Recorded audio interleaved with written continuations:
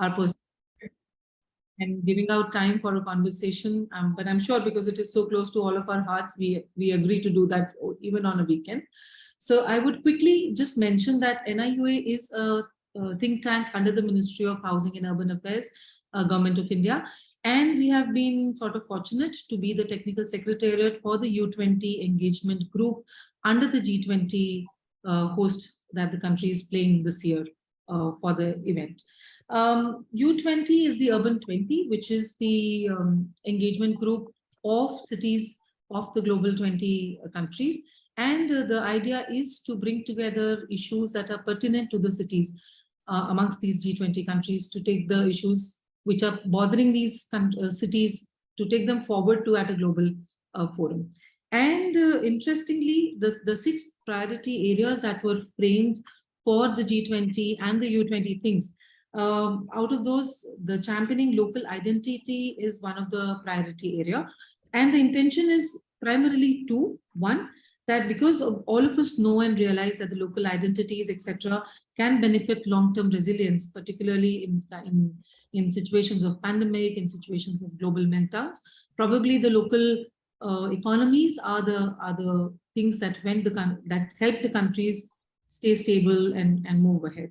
Also, the local knowledge that we have brings together a lot of sustainable solutions to the challenges and all that are there.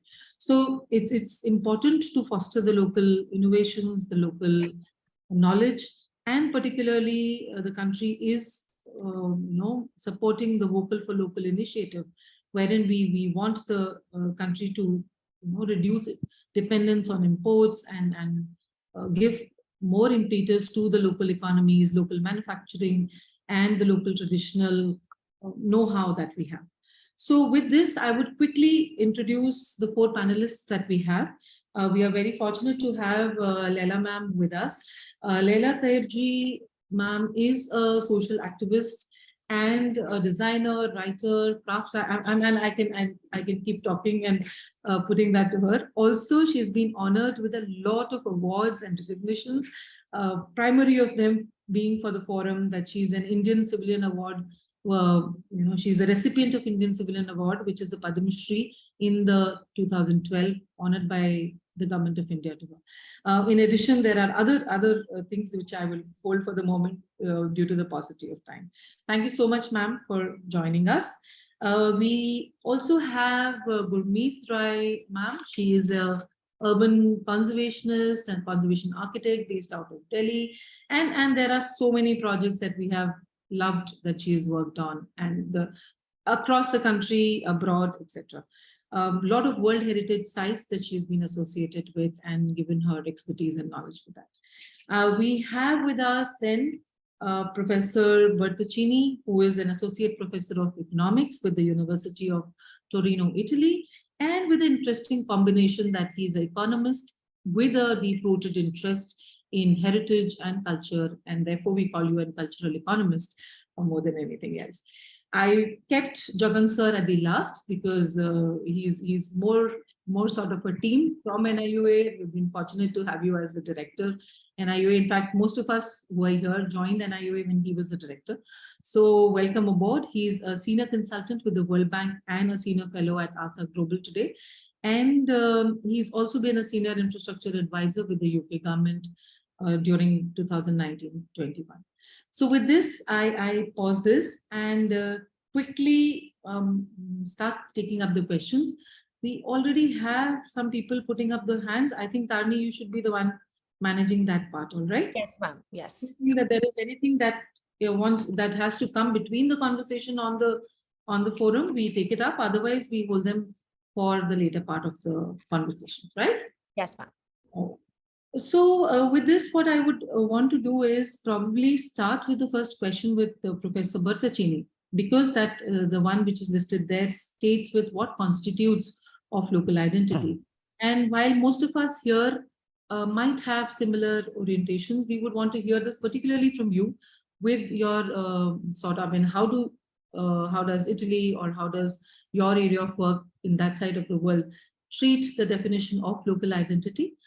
We would just request you to talk on that. And considering the time is very short, we'd want you to keep it brief, but of course we would want to keep hearing it.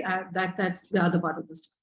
Please, thank you so much. Thank you very much for the question. And yes, local identity, it's a very strange economic resources for economists, because it's something intangible, but that today is becoming more and more relevant as a competitive resources for places and regions. Let me just remember that a few years ago, there was a publication, a report sponsored by the World Bank that was called The Economics of Uniqueness. And that report actually was addressing the same issue. Can be a local identity that is a very vague concept, constitute a real added value for local development. And definitely, I would say yes, local identity, it's important as a strong linkage with local development. In cultural economics, we actually study this linkage. And let me say very shortly, there are two concepts that we use in understanding the link between culture and economic development, that are the cultural capital. Cultural capital has been a concept developed actually to think about culture, cultural heritage, tangible and intangible heritage as a productive assets, not only as an asset that has to be conserved, that provides also dilemmas for conservation because we need money, but can be used for productive purpose. And this change of vision, it's actually something that is very important from an economic viewpoint. And the second concept that we use, and in Italy we have also, and in Europe we also pioneered this concept, is that of cultural district, applying the logic of industrial district, of productive clusters that we know there are many different economic activities that tend to cluster in district, but applying this logic and this vision to clusters of cultural activities, of crafts. Just to give you an example, the logic of cultural districts came out in Italy looking at crafts production. The idea was that crafts, material cultural production is an economic activity that embeds strong cultural values, and the key economic challenge is actually to make these activities cooperate and work together and follow a district logic that enhance their value and the local and traditional identity. Thank you for those words. I completely understand that it is important to organize it to be able to handle it better, and therefore the cultural capital and the cultural districts help us to put them in some sort of a bracket wherein we can take some initiatives for it. So with this, I would, because we already spoke about the crafts and the cultural values, I would take the next question with Laila Madam, because we know that you so closely work with the craftsmen of India, and you're doing things that can, give them that kind of recognition and the required support, etc. So what kind of challenges do you think that the Indian craftspeople are facing in terms of competing, particularly with the modern manufacturing and because all of us know that the machine-made stuff is more easy to generate, quicker to generate, the bulk is easy to manage. So what sort of challenges do you think the traditional craftspeople are facing? Well, I think I would, if I'm talking about the challenges of craftspeople today, I would require your whole session, but I'll try and kind of summarize it. And I think the crux really lies in that sentence of the previous speaker, where he talked about local identity. And local identity, particularly in a country as diverse and multifaceted as India, is not national identity. And I think that if we look at that, and particularly in the context of crafts, and we look at that as a huge advantage rather than a disadvantage, that we still have in India, literally, I think 200 million was the latest count of craftspeople. And all these craftspeople are not a homogeneous lump all making the same thing. Each region of India, each district, almost every village has a distinctive craft identity of its own. It may be a weave, it may be a pot. In fact, there are potters all over India, but each sort of region of India has a very distinctive shape of the kind of pot, even a normal water pot, which is a very everyday item. So I think that we have to play on that diversity. And that diversity is something that no industrial process can possibly imitate.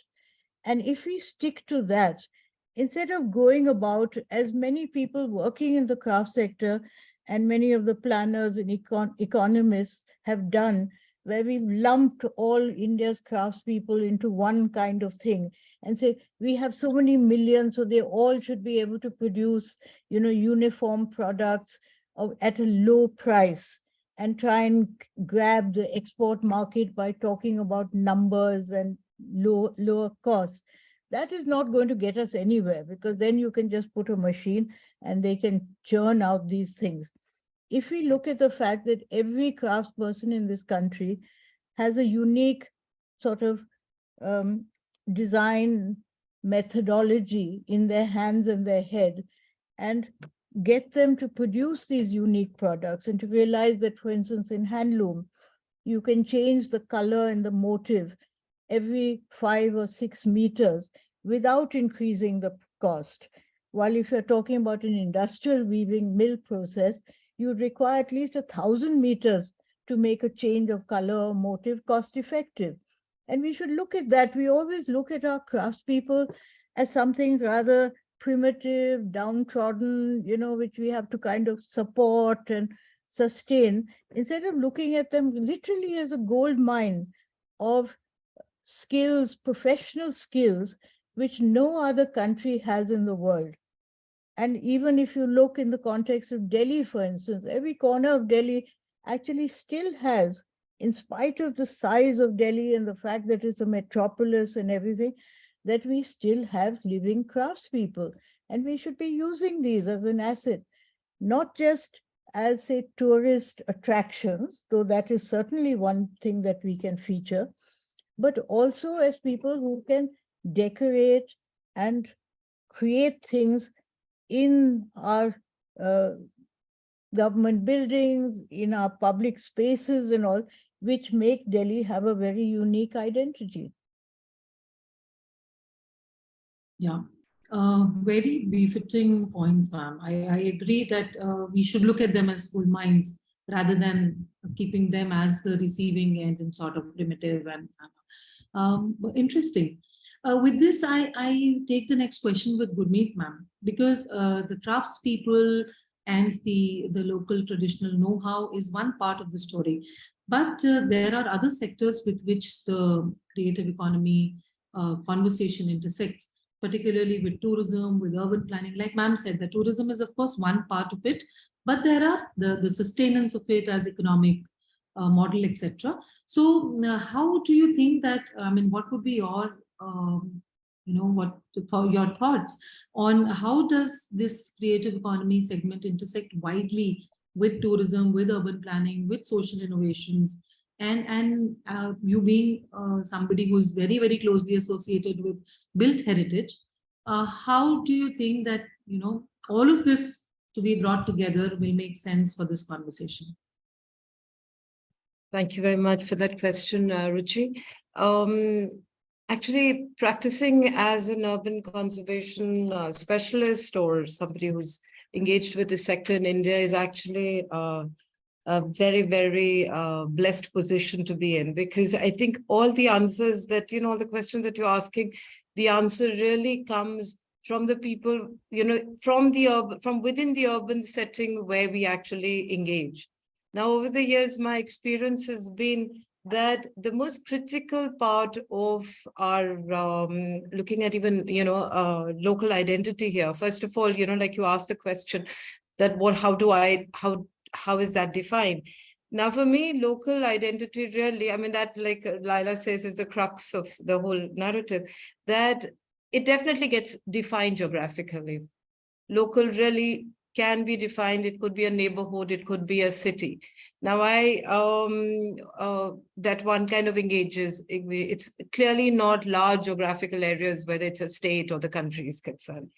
The other thing is that knowing the other is, I think, to my mind, the most critical bit when we kind of go into an urban setting to engage at the urban planning level and to understand the local cultural knowledge system.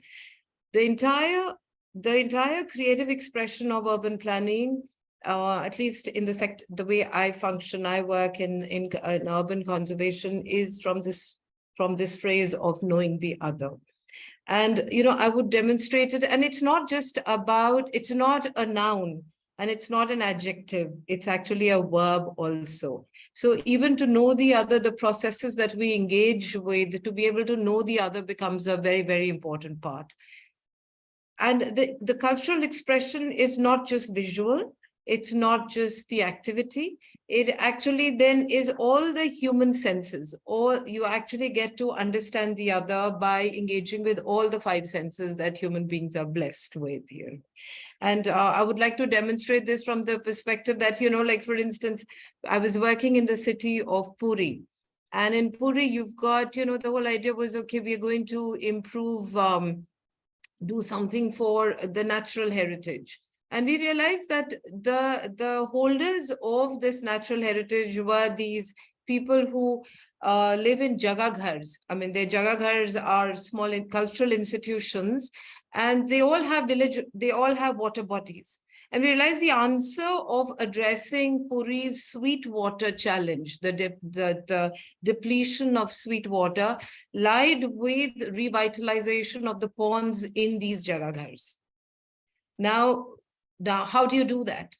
And the only way to do that is to understand the living traditions. How do people who inhabit or who work and who are the custodians of these jagaghars, what are the processes that are important to them to be able to then revitalize these water bodies? So what I'm really trying to say is that mapping, understanding the local identity by way of the tangible and intangible, deciphering the local knowledge embedded in the feature and the processes and the knowledge system that the people carry, the inhabitants of that place carry, is where we get our solutions for the most modern challenges. Today, everybody's talking about climate action and so on. And I think many of our solutions are embedded in trying to decipher what the traditional knowledge system holds. That's very, very pertinently and very nicely put, ma'am, because like I mentioned in the beginning, the 2 primary reasons for picking up this topic as the priority area was that the local economy gives you that route to sustenance, particularly in global meltdown situations and pandemics, etc. And the second one was that they really have those solutions. They have lived those solutions for ages to be, and very, very probably said that they are the solutions to the modern day challenges. I mean, with time, things are deteriorating, and the traditional know-how is something that is very, very pertinent to continue and to foster and to not let it be lost in the whole system of urbanization. So with this, I want to take the next question to Jagan Shah. And although I want to speak to you about how cities, I mean, that was the first question, but in the context that when people are central to the local identity, how does one mainstream community participation? Because all of this conversation requires a lot of people's narrative, bringing in people together. So I would take that one with you first, and then see how I put in the first question later. Sure, thanks, Ruchi, for that question. I think mobilizing community participation or getting people to come together to recognize identity, it's become more complex because of two phenomena which are both related in some sense to migration. One is urbanization and people migrating into metropolitan centers, which is the mega trend in India. And the second is the diaspora. people traveling far away from their original place of location, either within the country or abroad. And very often they carry their identities with them. And sometimes, as we are seeing in the Indian diaspora, they champion their identity probably a lot more than their own sort of country cousins back home. And that creates a very peculiar thing in terms of a market. It creates what I see is a market for kitsch, kitsch being sort of almost the enemy of the authentic. But that's what the metropolitan economy is about. It's about consumption, and you consume identity.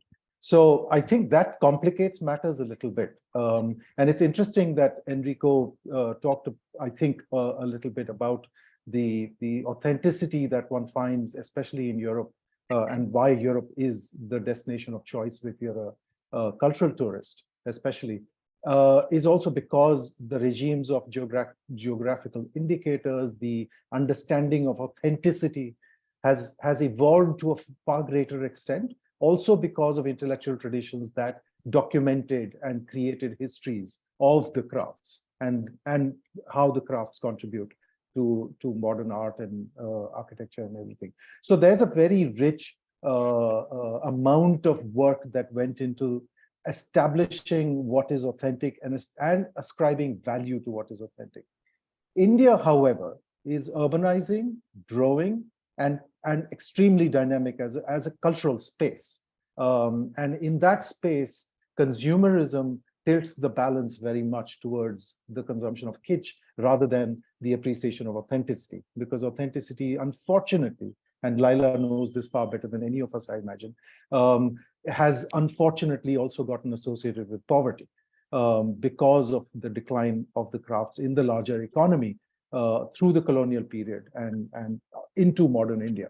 So I'd like to just make that sort of the key point in my first intervention, which is that this gets a lot more complicated given the growth trends that India represents, not just within India, but also globally. And love to discuss more about this. Thanks. So in fact, sir, taking another question with you forward, because this is one part of the challenge that there is a lot of the appreciation of authenticity, etc., is really a challenge, particularly in the kind of urban scenarios we are all living in, and with the kind of maybe with the kind of costing, etc., it comes with, because you find things cheaper, you really don't know what is the true thing, what is more authentic than anything. And therefore, in that context, because a lot of this, the local identities and the crafts, etc., a lot of it is informally organized.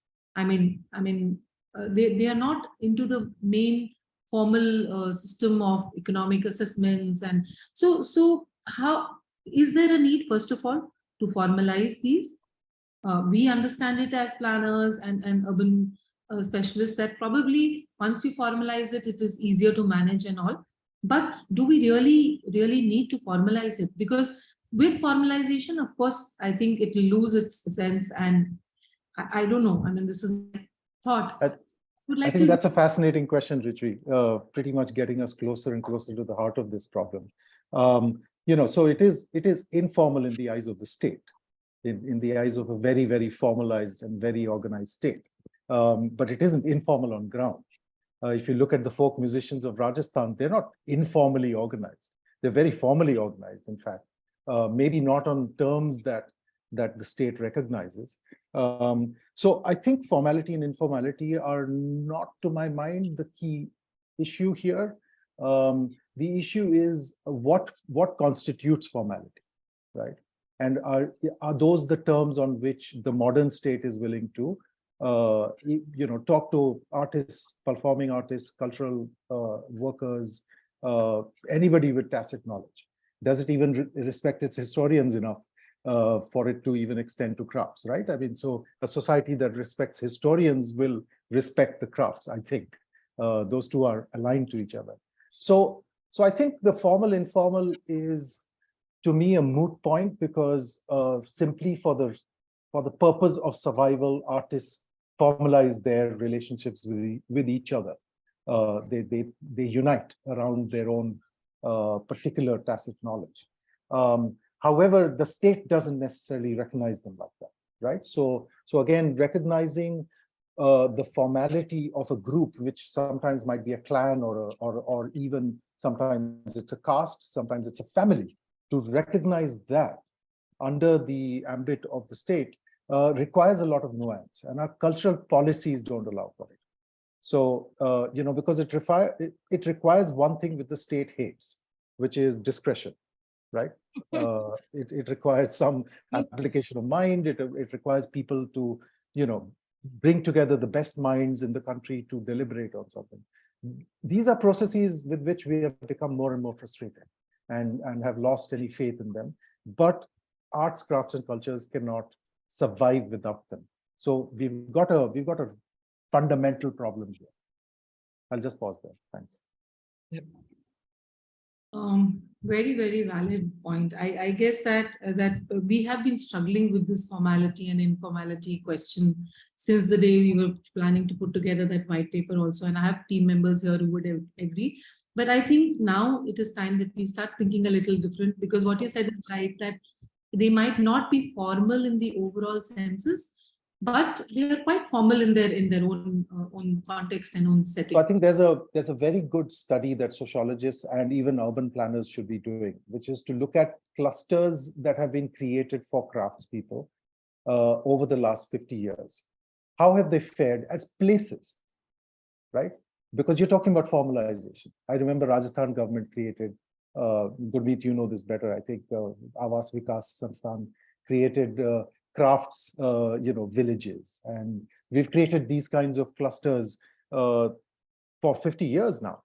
What has happened to them? What has happened to Katputli colony in Delhi, for instance, right? These are the subjects where you understand the nuances about formalization and informality. Thanks.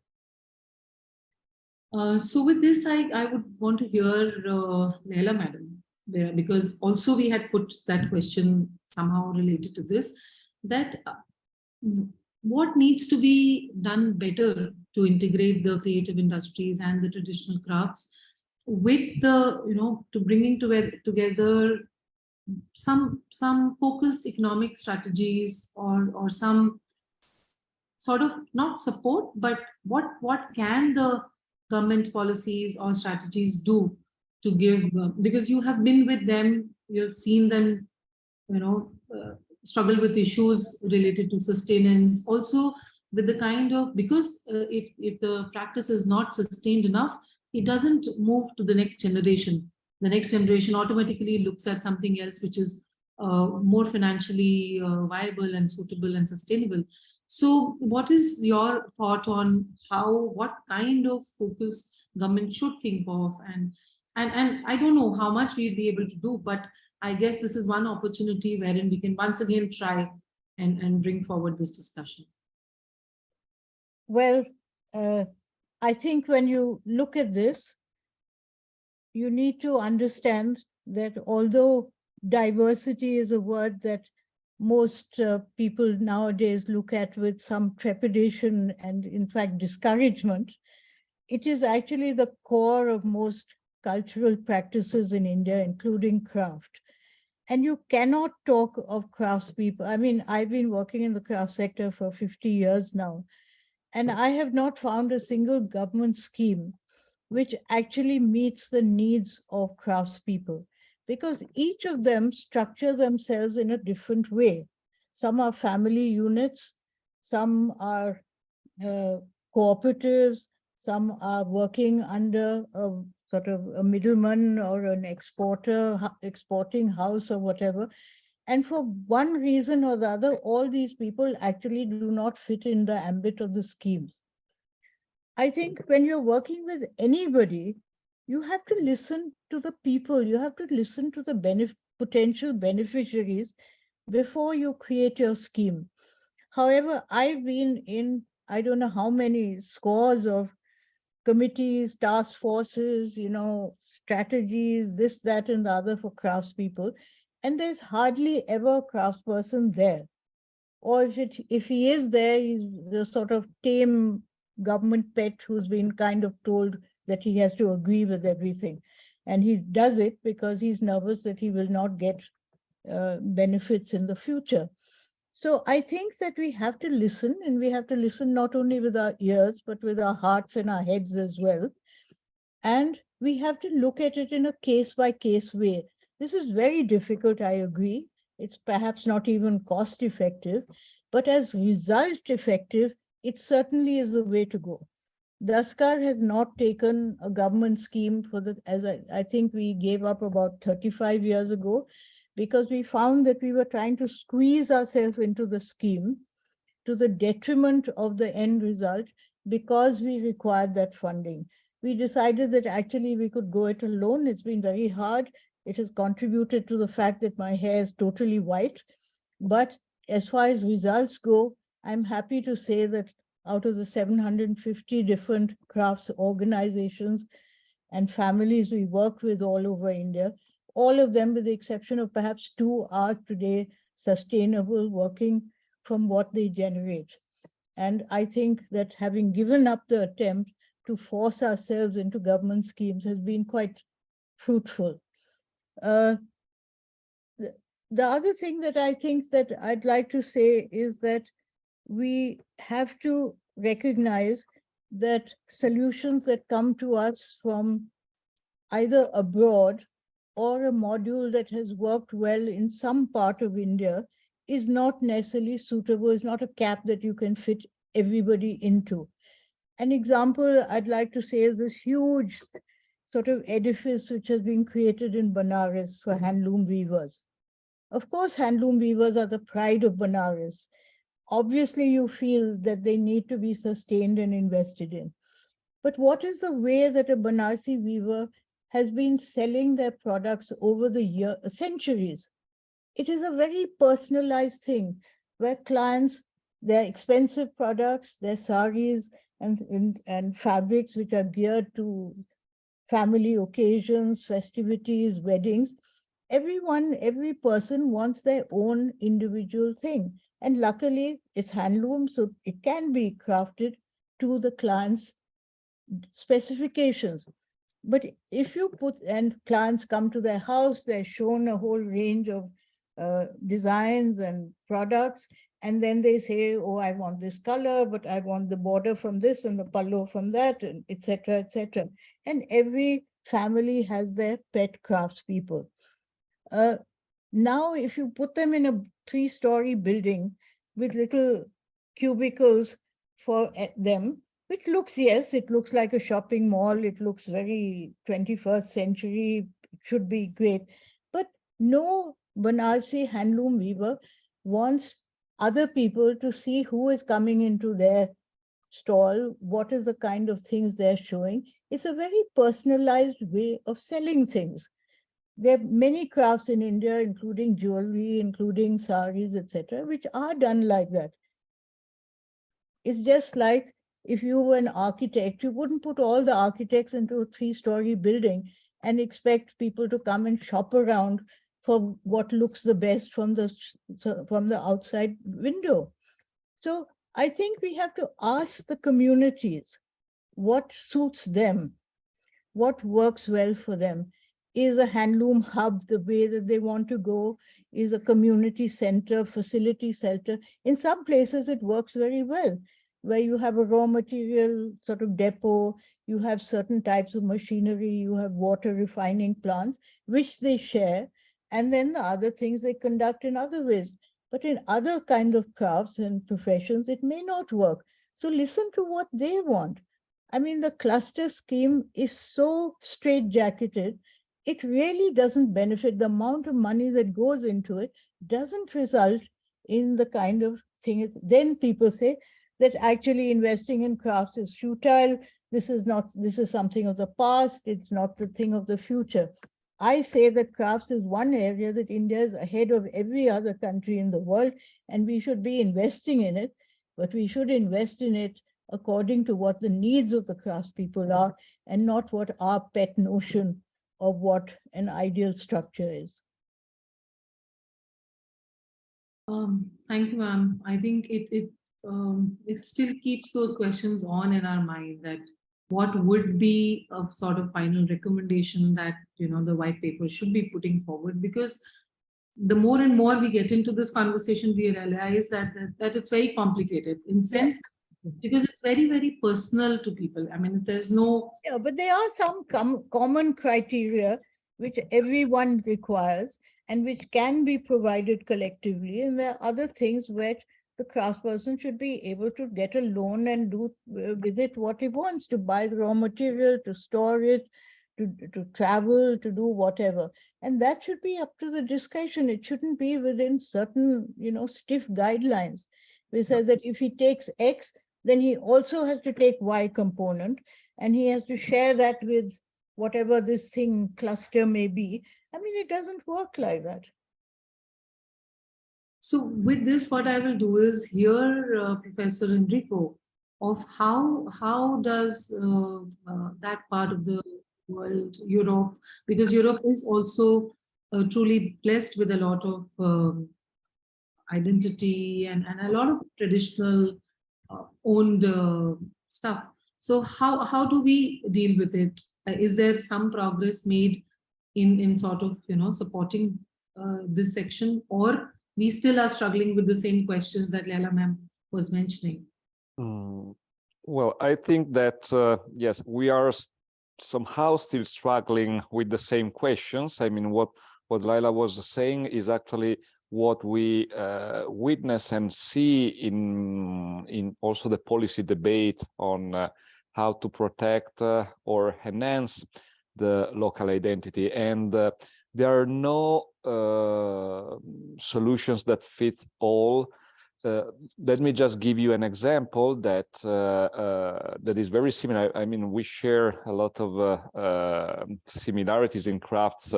The glassmaker, for example, in Murano, which is a quite renowned location for artistic glass production in the Venice Lagoon, and they faced similar problems, for example, in terms of competition from cheaper products, problem of signaling the quality or the branding.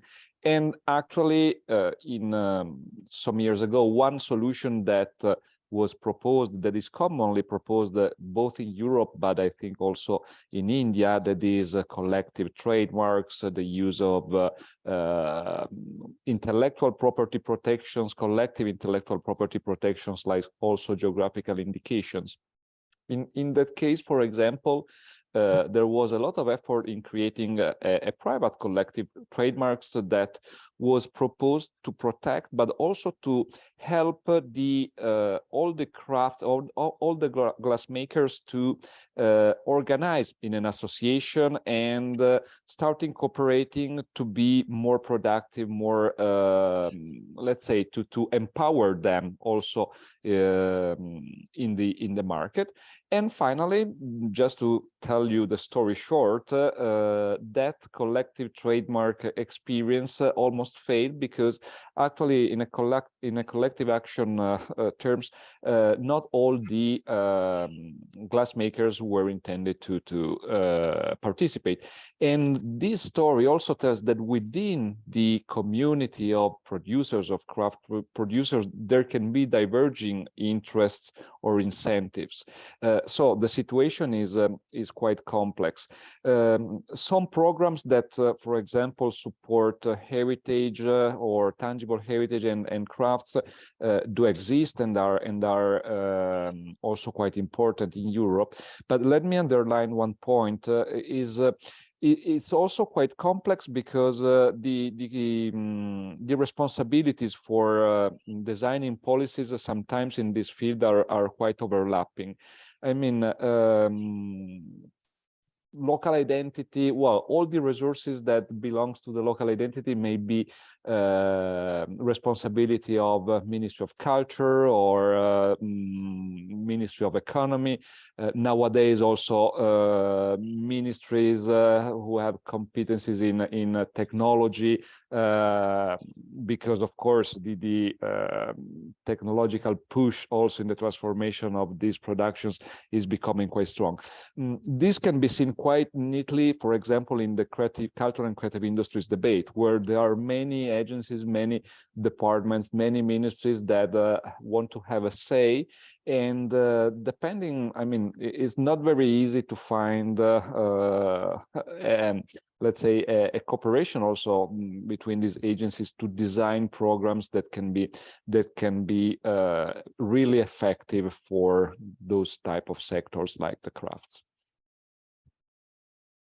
So just taking this a little forward, are there any specific institutional structures that comes to your mind that there are existing ones, or as an expert, do you think that the first does it require an institutional structure to help this organize better?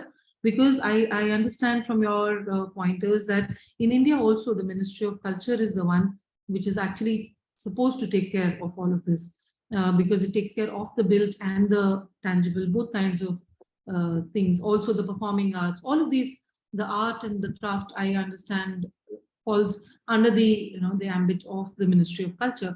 Craft is actually under the Ministry of Textiles, which is under the Ministry of what is it? Industries Ministry. All right, but that I can understand will only be the crafts part, the handloom part. So, I mean, and in fact, I would rather put this question to the forum as and would hear thoughts from all of you. That is there a need? I mean, I'm left with 2-3 main pointers. One is that is there a need for an institutional structure, somebody who at all levels is responsible and is able to understand this segment, because the needs keep changing once you zoom down to the level. The top ministry may probably be the one who arranges for the funds and puts the national level allocations. But going down, of course, the implementation challenges, how do you help the community reap the benefit of the larger scheme? Or how does it, I mean, as a top-down approach, the institutional structure mostly is existing. What we probably are missing is the link of how do you give the benefits to the community directly. So one is that. Second, I think I will, because Gurmeet ma'am is there, I would want to hear about how, in addition to the government stuff that we are talking, the other agencies, the international funding, donating agencies which are related to this segment, how can they support the national level initiative maybe?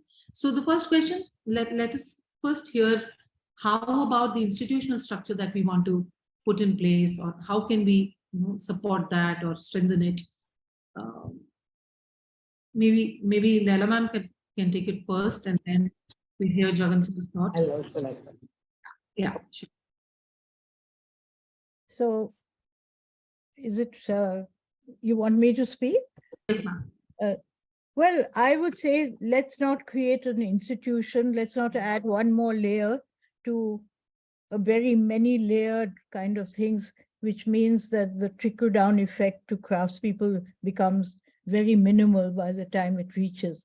But I do think that a very in-depth conversation, inquiry into the craft sector and the interface of the craft sector and the government would be a very good thing.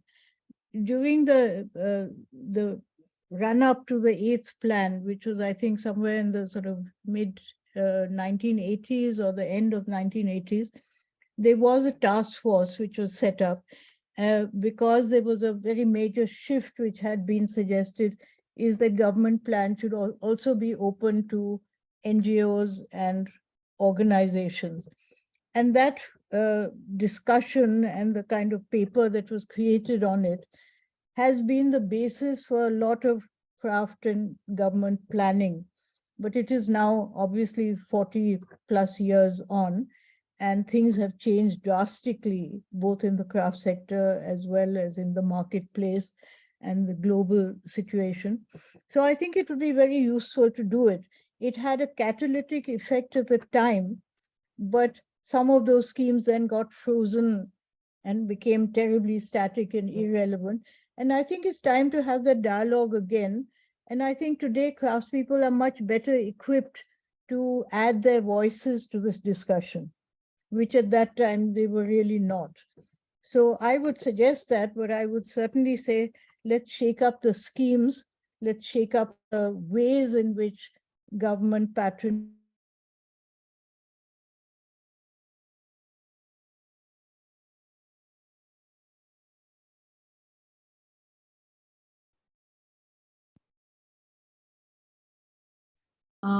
Am I audible? I think I lost. You are, but Laila, we didn't hear you for the last 5 Yeah. seconds. We missed that last part. I think that's think- okay. You saw the direction in which I was going. But still, I have to but say still, that I think you went on let's mute by mistake. let's have a review of the situation.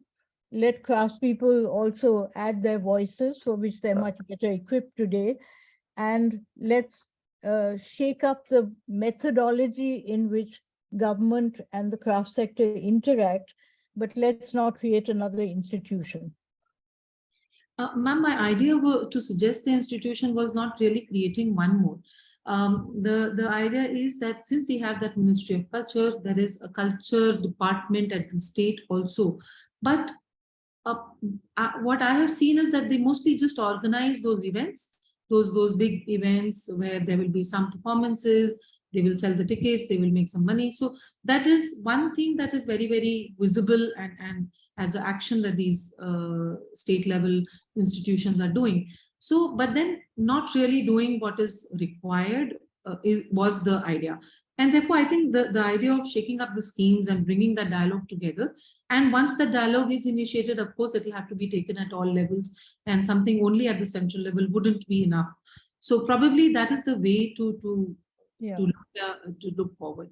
I think my plea, Ruchi, which is I think the plea of all craftspeople as well as all the individuals and organizations that work with craft, is to say that it is time now in 2023 to look at craftspeople like other occupations and other professionals are looked at.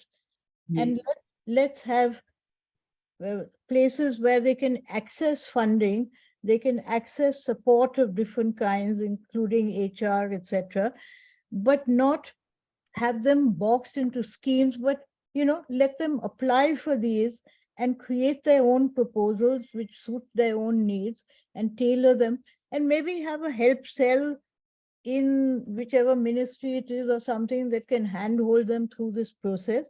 Because I can tell you the present schemes are so difficult to fill that even an organization like Daskar, which is English-speaking, Delhi-centric, finds it really, really, really difficult to push these through and to, explain what it is. And as I said, very often it doesn't fit the purpose. So I think that first, a kind of really a very intensive brainstorming thing, including craftspeople, as well as other players in the sector, and then creating maybe a new way in which craftspeople and crafts organizations can access money and use it. And and leaves the government should not be the implementing agency, whether it is of a craft mela or whether it should be a marketing and export drive, international export drive, that it should be the catalyst and it should be the funder, but people must find the format and forum that suits them. Right. I guess Gurmeet ma'am also raised her hand, which she wants to add to this question. Am I audible? Gurmeet ma'am? Gurmeet has frozen on the screen. I think so. Yeah. We will just call her up. Meanwhile, Jagan sir, would you want to add some thoughts to this? Sure. I think I'd love to extend Laila's argument. In fact, I think Laila, it's been 20 years, I think, since the creative and cultural industries were talked about. And this was thanks to UNESCO and all the people working in the heritage of crafts and culture. I think, Ruchi, what you do at NIUA is very, very relevant in the sense that cities have to become custodians as well. And one of the ways in which that can happen is by recognizing the crafts within the larger rubric of the cultural and creative industries. The word industries is a very powerful word. It will take you to the root of the problems that we are facing today, because Indian crafts became worldwide famous in 1851 with the Crystal Palace exhibition, which was the exhibition of the industries of all nations. And I think it also gives us an entry point today for reviving our attention on the crafts. I think personally, I feel that all that needs to be known in terms of approaches and theoretical perspectives is known today to the people who work in crafts in this country. What is missing is the ear from the state to the importance of this as an economic force.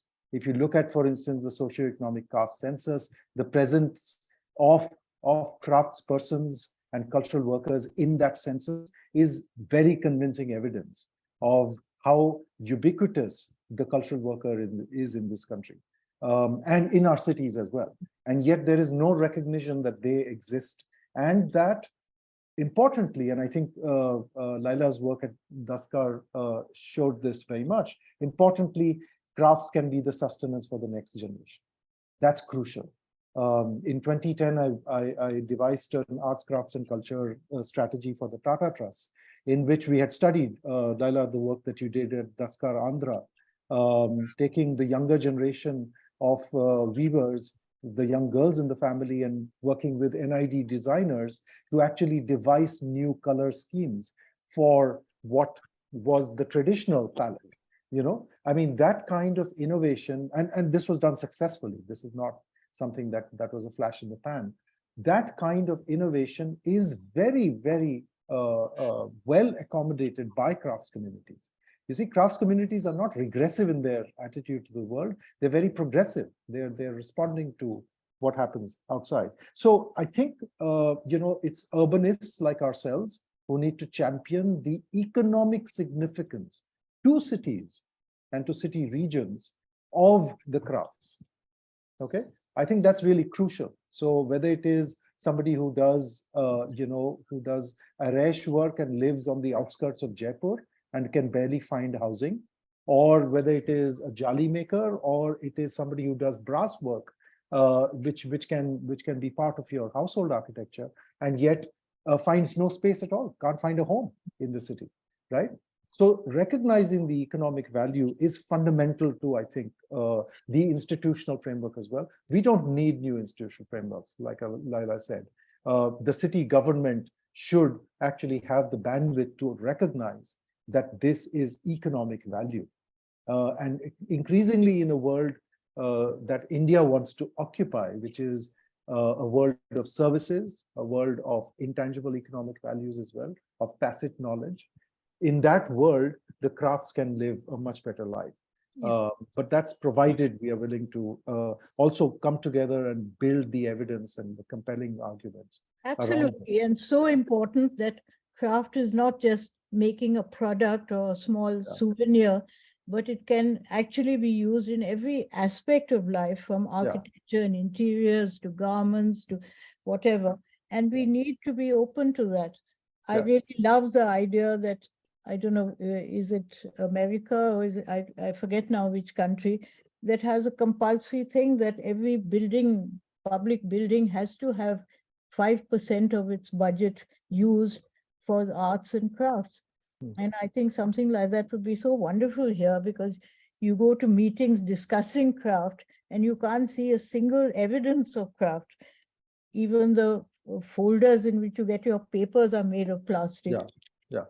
So I think Ruchi, for instance, just to quickly connect with something that Laila mentioned in Banaras, the new sort of structure that's been created, and there were 50,000 families of weavers, right, and living inside the city, and then you're trying to displace that, whereas you could have created that new center for the next generation of those families and given them a modern art school, just the way that King Charles did with his School of Arts in London. So I think imagination can go a long way.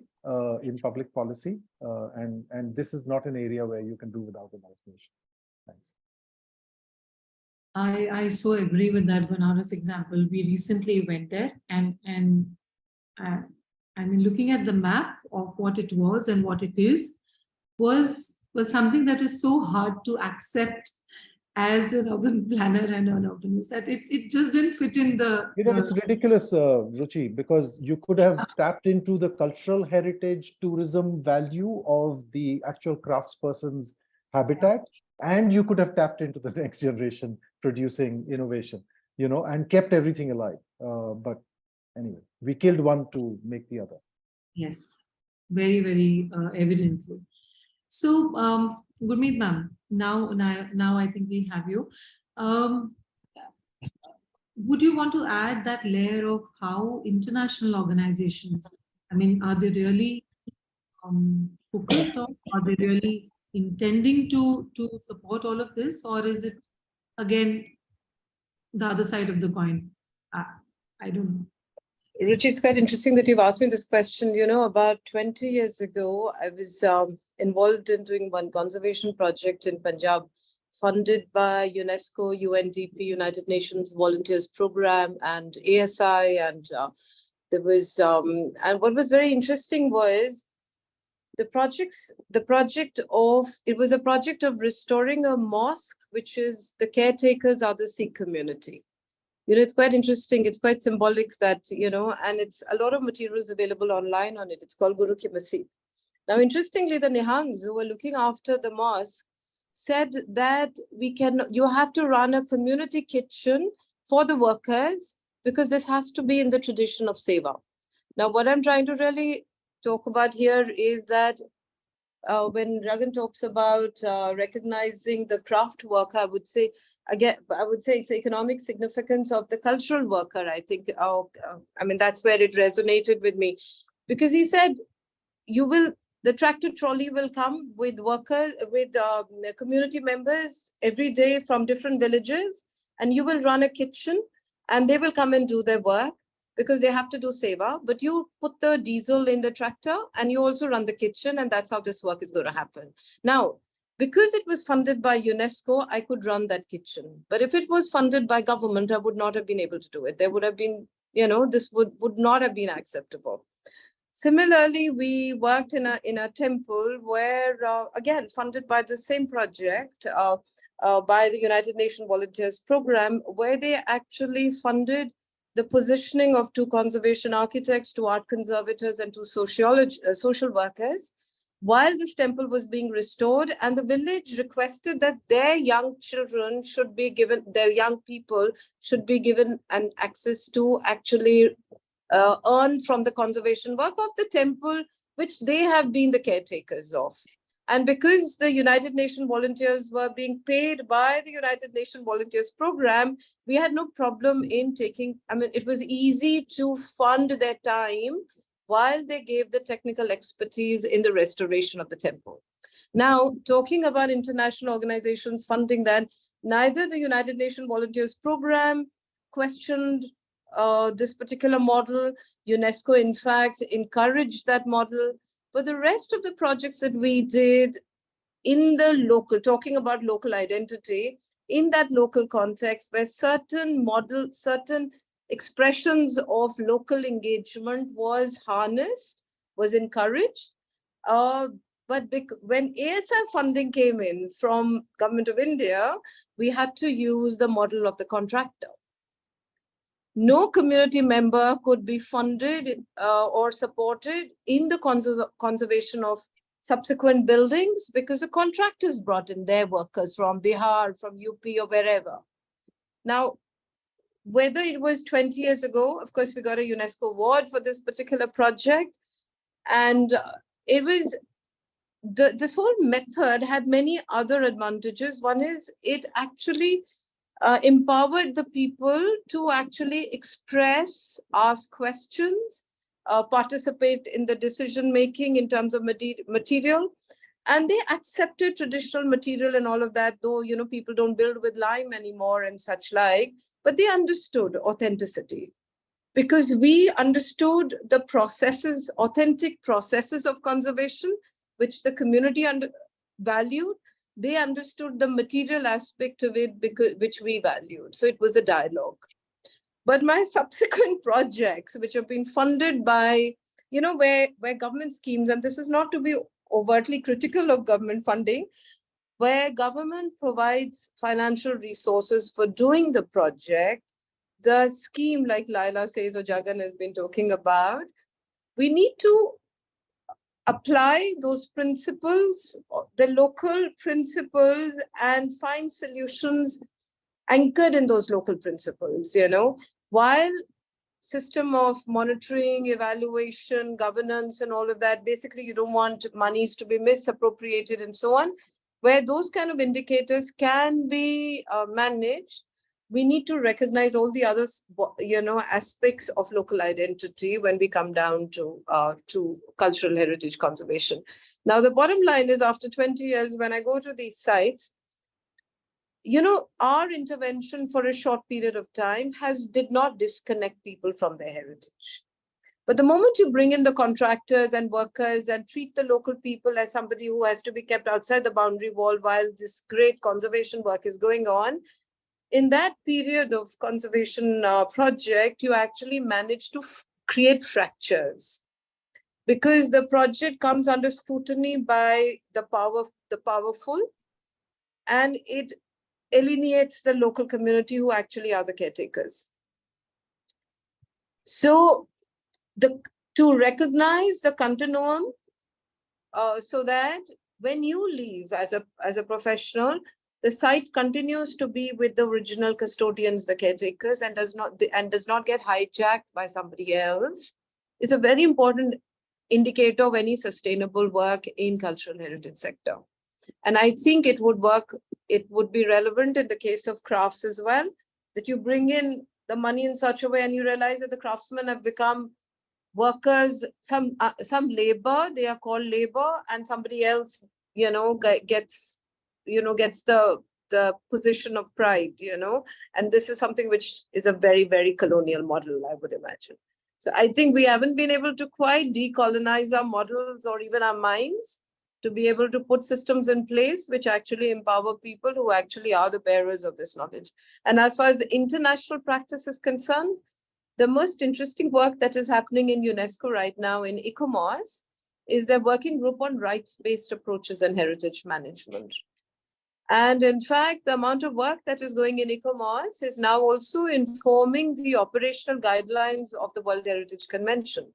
So while the convention does not get altered, the operational guidelines every few years gets modified to bring in the new thinking.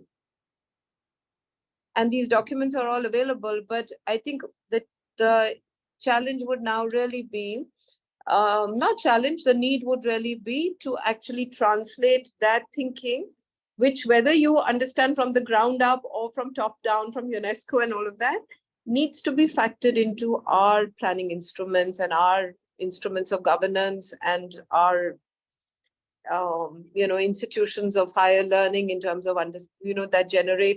that produce conservation architects and so on, and other people in cultural sector. Yeah. We totally get that sense, ma'am. I understand that, because having worked in the urban sector, I've had instances where I've been told that we are part of the Ministry of Urban Development, and this is something which the Ministry of Environment and Forests has to take care. So that silo system has to be sort of broken up to be able to deliver a larger good for the community and for more sustained this thing. I have Jagan sir's hand raised, so please add to it. Just quickly, I thought I also should mention that while one can see this as the role of the state and the craftsperson, so like just two actors in this, there's a very important actor which is between these two, right? And that's your cultural professional. Today, we need to think in terms of curators of art exhibitions. We need to think in terms of arts directors and others who actually help to do the necessary intermediation between the state and this. And and the real resource, the real value. And India is in desperate shortage of that. So if you were to actually responsibly deal with, in a positive way, deal with the value of arts and crafts in our cities, in our country, we will need to produce that large cohort of arts managers of various kinds, right? Who are professionally doing that work. And in the absence of which, the craftspersons will still be at the mercy of middle persons who tend to be exploitative. And therefore, to remove the exploitative aspect of what is actually economically has become a weak sector, weak, quote unquote, with regard to our economy, you need to also shore it up with the right appropriate capacities. And this is also partly addressing a question that came from Jordi Pascual from UCLG in the question answers, that we need appropriate capacities. Thanks. Professor Enrico, would you want to add to this, of if there is anything that we can learn from there, or your thoughts, whatever suits? No, I wouldn't. I think that the situation is not. Yes, it's complex. I agree with also the point that have been said before. The role of also arts manager is important. The importance of educational institution for I mean, working on a mid and long-term perspective, because short-term solutions are not so easy.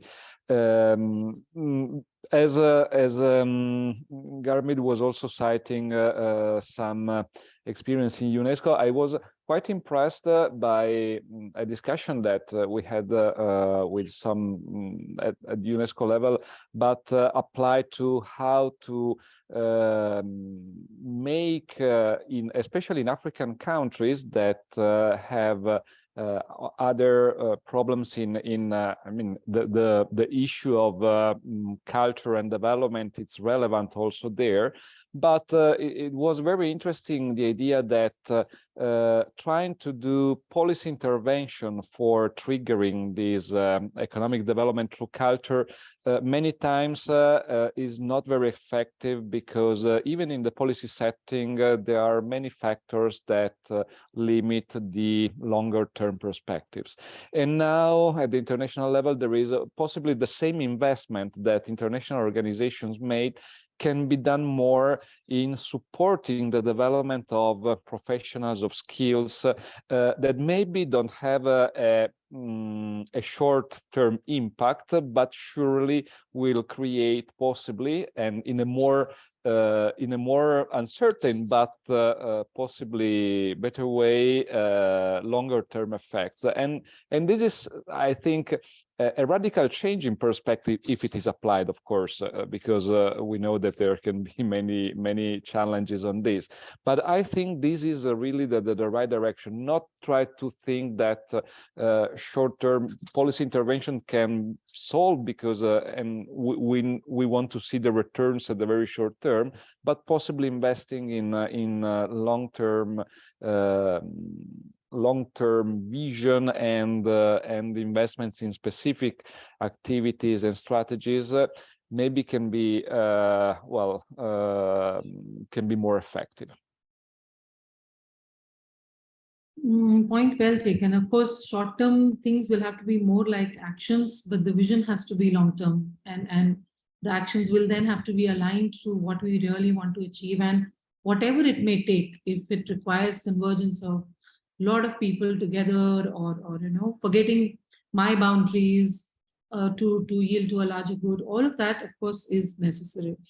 I think we have one more point from Laila ma'am, pertinent to how do you, I mean, there is a need, of course, for passing on the skills and the knowledge to the further generations, for it to be continuing. Otherwise, we would a lot of crafts, I'm sure all of us are aware, that we are those people that are there are the last ones of their sort. So considering that it is like an extinction, some of these can be really getting extinct. How do we, I mean, there are craft institutions, there are colleges in India, abroad, etc., which are, trying to deliver courses which are relating to crafts. But unfortunately, the polytechnic scenario, I mean, the way the higher education system works in the country is very, very oriented towards that regular form of engineering or some subjects like maybe architecture, etc., but nothing pertinent to crafts per se. So is there any thought from you wherein how we can strengthen that bit? Because we need to pass on this to the next generation for the continuance first. Well, I think that's an absolutely crucial area, because, there's no point offering craftspeople marketing assistance unless you also help them in better design, better production, and basically also better knowledge of their own traditions. I think a point that all of us urban types who work with crafts often forget is that craftspeople cannot afford to keep samples. If you visit a craftsperson, he rarely has anything that has been made even 10 years ago because they sell them. They can't afford to keep it. They don't go to museums. They certainly can't afford to buy coffee table books on crafts and things. So we have to, and that is a whole area where I think the government is very well equipped to, with its outreach and its thing, to create a whole thing of documenting various crafts and preparing very simple, now it can be done even digitally, on, say, motives, on techniques, on the technology of craft, and in a way that is cheap and economic for craftspeople to access and use. I'm quite dismayed by the fact that many educational institutions, schools, colleges, and all that now have a kind of craft education program where someone is coming and teaching them how to do Madhubani painting and all that. But that, and those motives, then you find housewives who are preparing, doing this in an urban situation where people in Madhubani and Jitwarpur and all that don't actually know the kind of designs and motives and also the symbolic significance of their craft. The other aspect is that most of us always think of craft as two aspects. One is production and one is marketing. But there are many, many, many crafts that would greatly benefit from some technological upgradation as well. It is not necessary for every part of the craft process to be done by, a chap sitting on the ground with a little hammer chiseling away, or some woman making glass bangles in front of an open furnace. And there's certain parts of that process which can be mechanized, and where actually the ornamental part, the craft bit, the creative bit, can be then done. It frees the craftsperson to do that more effectively. So I think this whole aspect of education, documentation, awareness creation within the communities themselves is a very crucial aspect. It's not just enough to set up, craft institutions and things which are teaching urban Indians about craft, though that is important too, to create awareness and to perhaps encourage them to go to become designers or entrepreneurs. But I think the crafts communities themselves and local museums, community museums within the villages or the so-called cluster would be a wonderful thing, where you have examples of the best crafts, the best designs, the best weaves and things, which would encourage. I myself have found that when you take craftspeople, you work with them on a design workshop and you say, you should do this or you should do that. And they say, oh, nobody's doing that now, or that's too difficult. But you take them to a museum or you take them to a collection and show them what their forefathers used to make. And it's like a light bulb going off in their heads. And they come back and they're inspired actually to do something of that level. So I think those things are absolutely crucial. And these are actually the areas where the government, with its huge outreach, with its financial resources, can do something without requiring to be, involved in the nitty-gritties or the sort of disbursement of funds, etc. I also really liked what Jagan said about, training people to be the skilled, not skilled so much, but knowledgeable intermediaries. Because one of the problems that we all have is that government officials don't stay in that same seat for very long. And you initiate a dialogue with somebody who's sensitive and knowledgeable, wants to do something. And by the time you've written your proposal, you find that they've departed, leaving only the towel on their chair. So, we need to have somebody there. In the early days, you had the Popul Jaikars, you had the Kamla Devis, the Prem Berries, and all who were part of that, and they understood it. But today, you can't expect every bureaucrat to be sensitive to the nuances of craft. And so there has to be somebody else there who understands that. I think that point is very valid. In fact, that was one of the questions we missed putting in the list, because government will certainly have to take care of the hazard part of the occupation that we are talking. That there was somebody who was telling me that day that this town near, I think it was Sanganer or someplace, wherein the average life expectancy is only about 35 years, which They is all have TB, they have, their Dhokra workers, again, sitting on open furnaces and things. We always talk of craft as eco-friendly, green practices, etc. It's far from it. And we should be investigating and doing something, investing in those areas of craft production which are hazardous. totally. In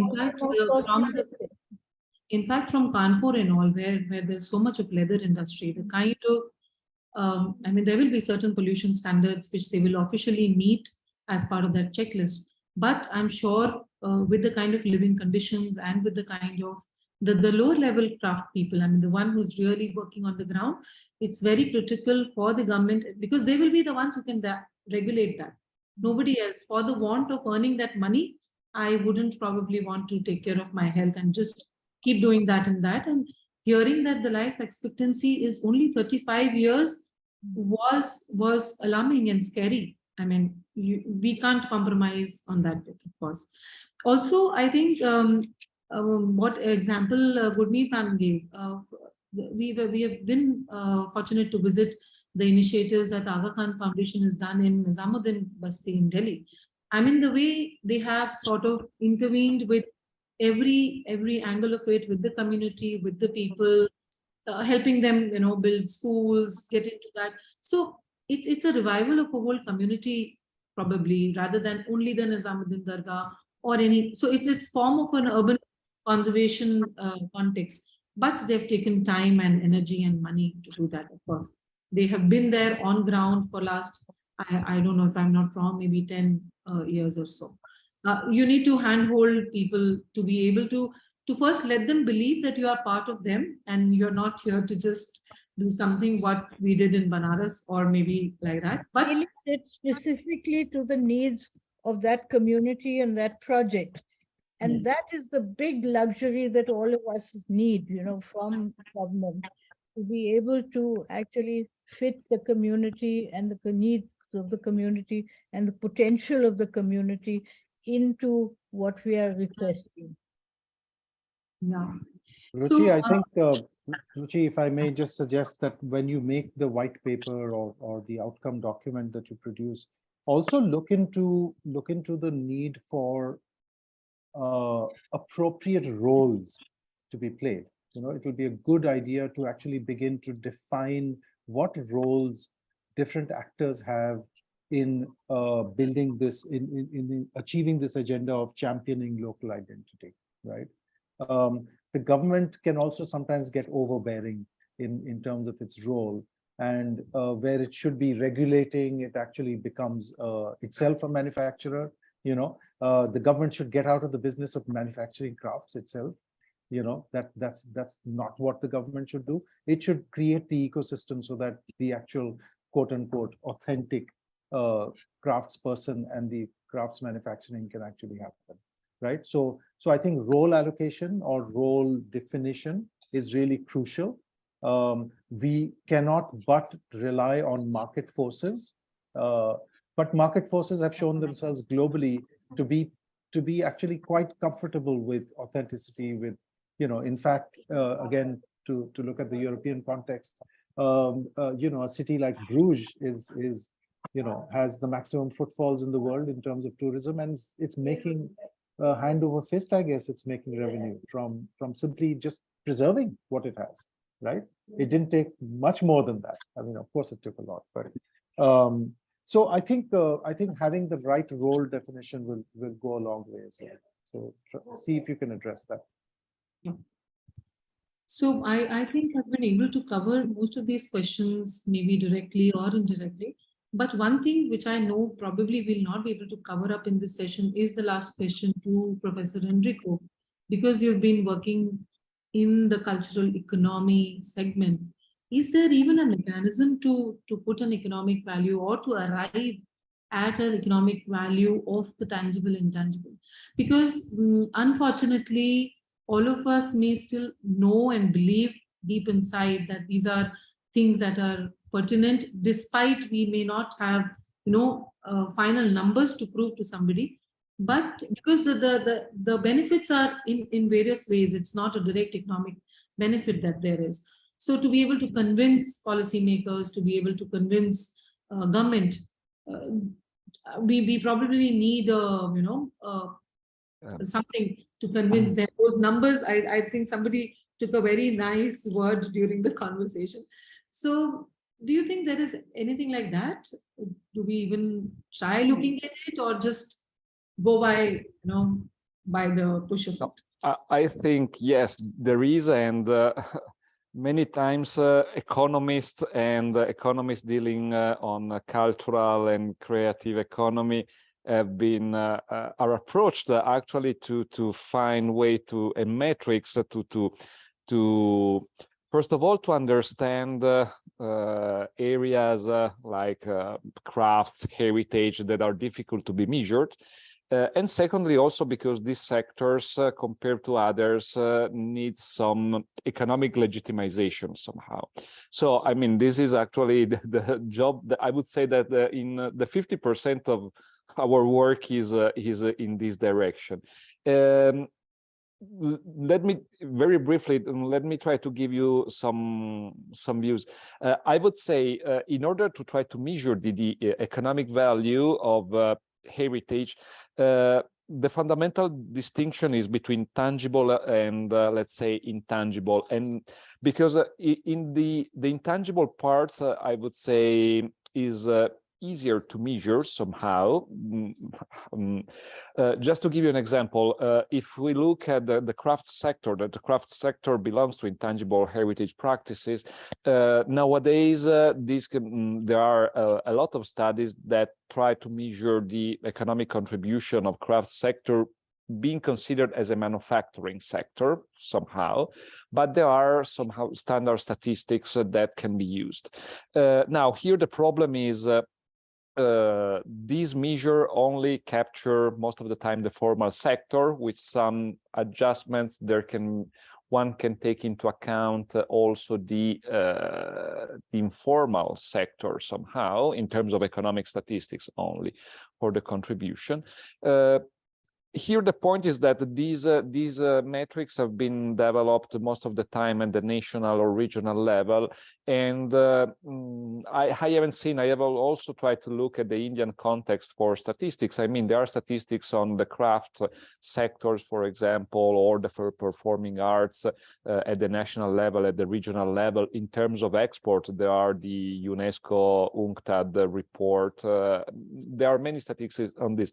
What I haven't seen, and this can be an interesting challenge, is better understanding the city economies of crafts and their contribution to the local economy. And this can be done many times also through not only quantitative approaches, but also qualitative, better understanding the social forces behind.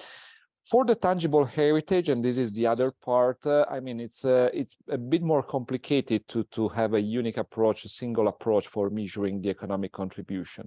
If we look at the tangible heritage sectors like museums or monuments, most of the time it is a very tiny economic sector, but the potential value that it can generate in terms of tourism attractiveness, other activities connected, for example, to the conservation, this can be quite large. In this case, let's say studies that approach on a macro level, like the one, for example, for measuring the size of the craft sector, are not very applicable, and in this case you need to rely more on specific methodologies that focus on for example, trying to understand the non-market value of the heritage sites, and in this case, so are more tailored to the very specific need that you have.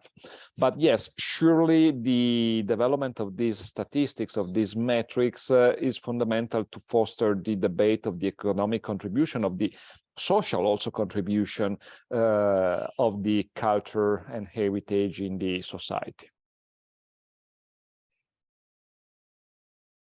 Got that point. In fact, what you said is extremely right in case of New York and all, when we saw the landmark buildings that were there. They were one of the richest landholders, because every time the FAR or the buildable ratio on the zone increased, because they were not supposed to build anymore, they were the ones who kept accumulating that bit and probably selling it to others of nearby sites and plots, and earning money in return.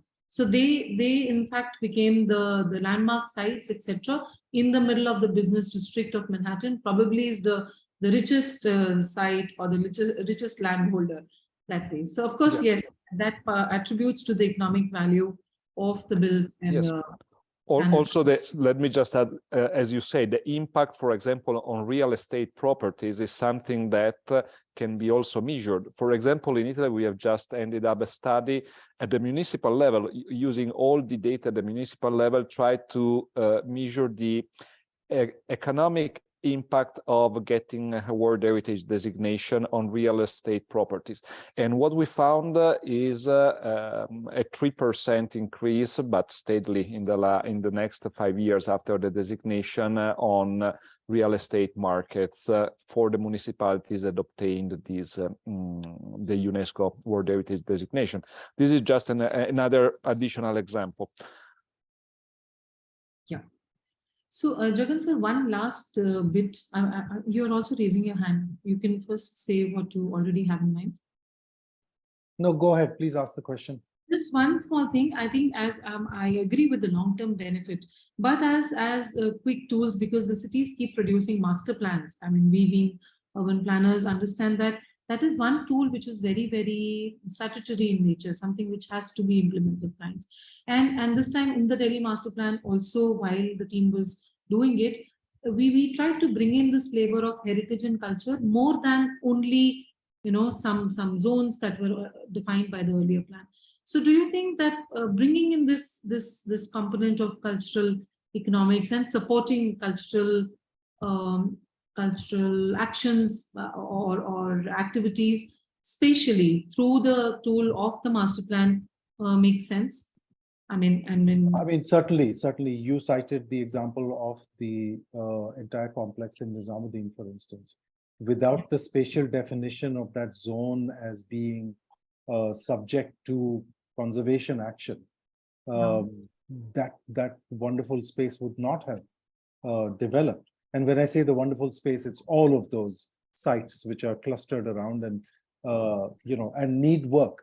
And I think that's also brings up the point about the time, right? I mean, things do take time. So you can't be in the business of championing a local identity and expect that the identity is something which is time bound. It isn't. It's a living heritage, right? So and so I think we might benefit in the Indian context from beginning to apply the terms we use for more mainstream economic modeling, say for instance, life cycle costs or life cycle value, right? Because that certainly pertains very much to the crafts. In a sense, their life cycle is cannot be estimated, but their economic value to society, if seen in that way, can help us to recognize what heritage basically is, whether it's tangible or intangible. So we've got to find new ways of, if necessary, changing the nomenclature as well. What's in a name? It doesn't matter what you call it, as long as within the overall sort of regime of regulation, planning, financing, it finds its appropriate spot, so that it fits within your worldview as a government, right? So I think master plans, of course, must recognize the areas which are tangible heritage, but we shouldn't forget that intangible heritage requires space, right? And that's where we go wrong, right? We've forgotten that intangible heritage requires space as well. So Gurmeet has been working on reviving the capacity to work with lime, because lime mortar, frankly, has helped us retain thousands and thousands of year-old structures, whereas new cement buildings fall down in 20 years. So, but where's the space for the lime craft, right? Which lime industry, actually, within our larger urban regions. Are we allocating space for that? That doesn't show value in itself, but it's a necessary condition to achieve the value that you want out of your heritage buildings, right? So there's there's a lot here to unpack, obviously, and I hope you will unpack it in your white paper. But yeah, I guess I'll pause there. Thanks. Too many thoughts to put together. Yes. So, Ruchi, one comment I wanted to make here was that the whole theme of this particular webinar is about local identity. So the answers clearly is in the question itself, that the answers will come from local. While we clearly know that national government, the whole federal system is where all the resources are, and there is this, from top to down, from national to regional to local, that line of dialogue or line of work exists in our models of development. But clearly, if we really want to champion local identity, we need to find solutions.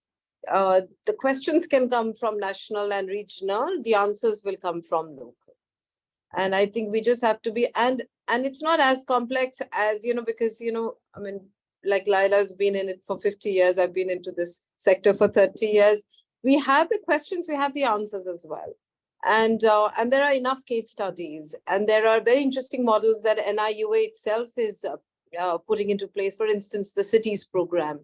I mean, in my so many years of practice planning, this particular program of cities program, where you're actually systematically working between baseline data, user-centric design, you're talking about feasibility studies, you're getting into monitoring and evaluation thing, you've got stakeholder mapping, you've got a stakeholder engagement plan, you've got a communication and outreach plan, where the learning really is that the capacities at the local government, the capacities at which governance, these things have to roll out.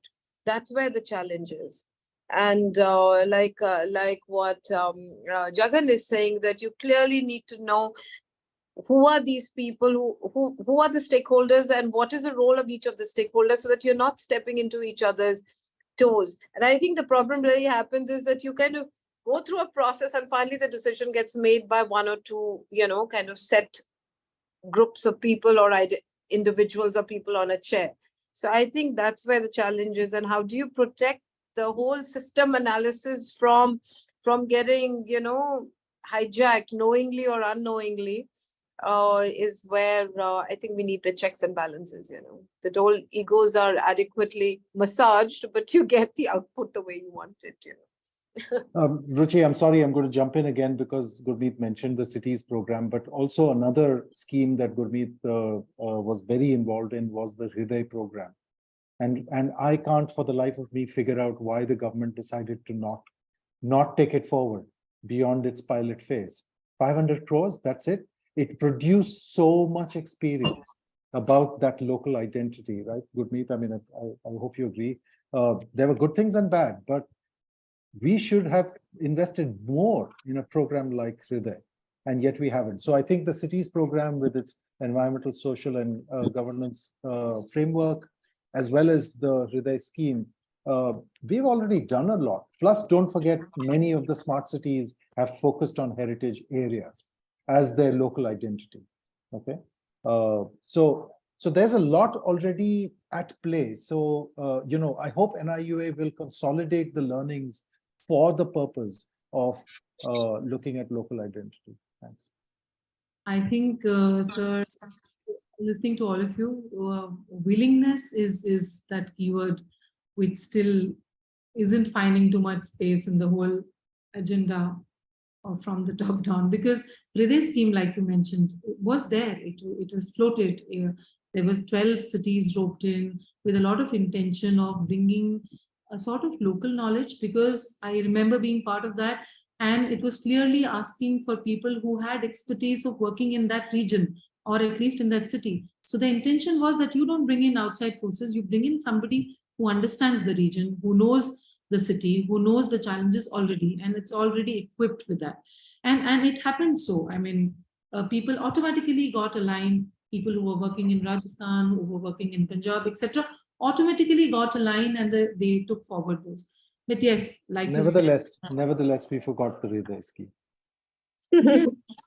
So for Enrico, And sorry, Ruchi, one thing I'd like to say, one culprit, though for the longest I've worked in the tourism sector, 1 billion of the piece is tourism here.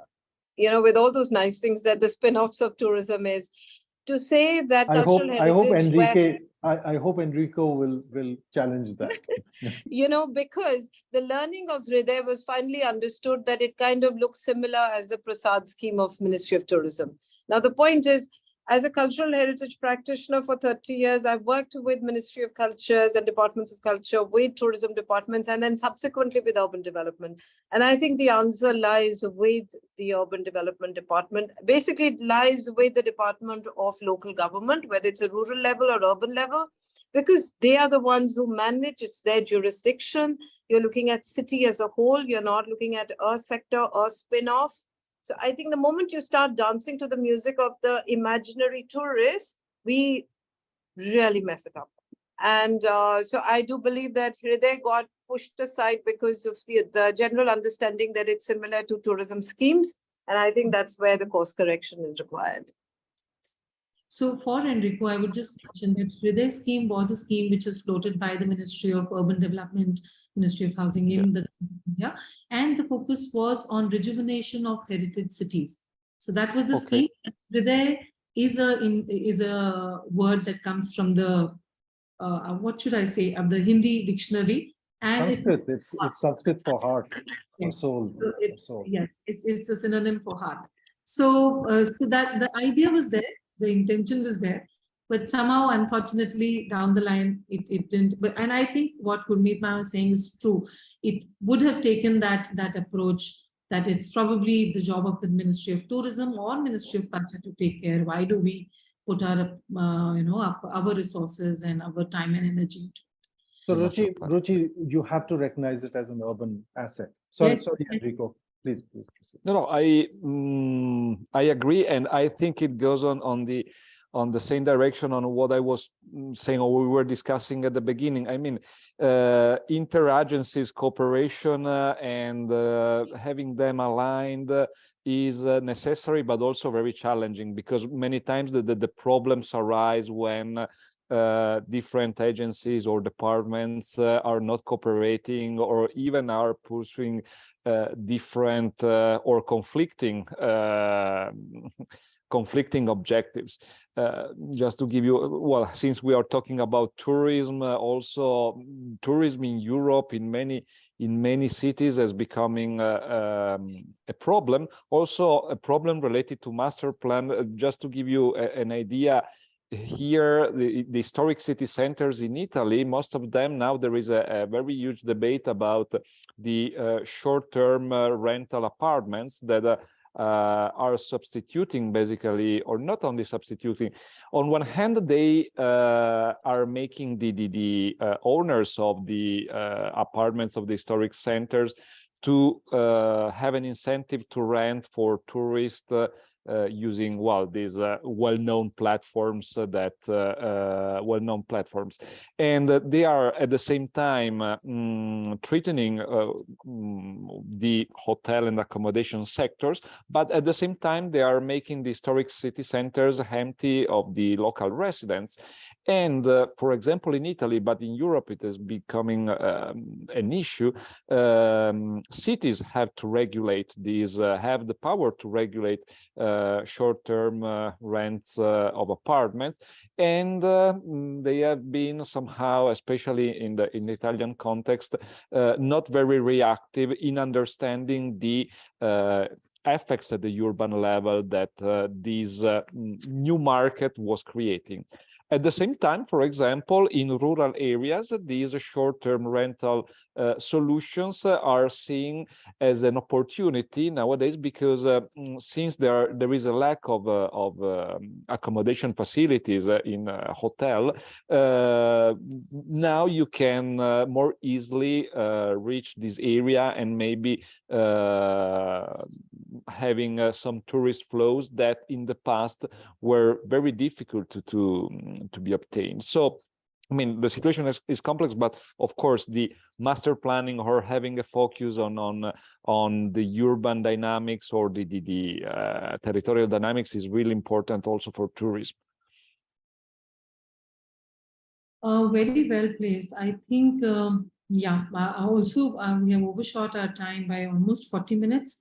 So I have two requests to make, although I wanted to summarize, but I think we are already there. Let me not repeat things and do the same thing again. I will request Tarini. I think she's requested everybody to stay back for a picture. We take one. Also, we have, I don't know, Tarini, is Jordi still around? Ma'am, I'll just check. Give me 1 minute. Yes, he is. So Jordi, I'm hoping that the question may not be directly answered, but Jagan Sir tried to do that. But the rest of the panelists, the thoughts that they have poured in, I thought it sort of answers your question. So I'm not putting up the question directly to the panel again. All right. So yeah, with this, let us close it. I knew this is going to happen, and therefore that heads up earlier that please keep that buffer there. I think we should do that picture thing. Tani, will you also be putting on your camera? Raman, you can do that. And let's do this and close it. Yes, ma'am. Just Hi, Raman. Good to see you. I'll just take it. Thank you so much, all of you, for Tarni, have you done it? No, I'm on my way. Requesting everybody to smile. But we can't see you. Your camera seems to be off. Yeah, I have switched on my camera. 1 second, I'll just switch it on. Yeah. Yes. You have to smile too. Yes, sir. Okay, I'm just clicking. Yeah, thank you. Thank you so much. And thank you so much for all your thoughts. I will again request you to just click pictures of whatever paper you have in hand and share it right away. Because I really don't want all of you to sit down and type. Let that be the local identity for all of us. So just share that. I'm sure there must be some scribbles, some circles, some things written there. If not, that's also fine, no problem. So if you can share these things with us, I'm sure my team, I have 4 or 5 other members who you can't see here, who are rigorously putting down thoughts. And I'm receiving feedback on my phone saying that it went off as a very, very engaging and interesting session. Thank you so much from Thank all you, of us. Ruchi. Thank you. Thank you. Thank you to all. Thank you, sir. Thank you. Thanks Thank to the you. panelists. Bye-bye. Have a good day. Bye.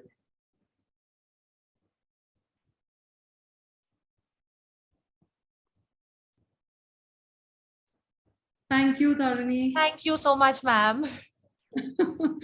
Chalo. So it went off well, I guess. I Yes, hope ma'am. to hear more from Apur and and people who are recording. Let's see. Vignesh, you can stop the recording, please. I think he's the one who's recording, if I'm not wrong. Shafiq sir has the recording. Matlab pura webinar has been recording. We'll get the recording by Monday. All right. Thank you so much. Thank you so much, ma'am. Bye.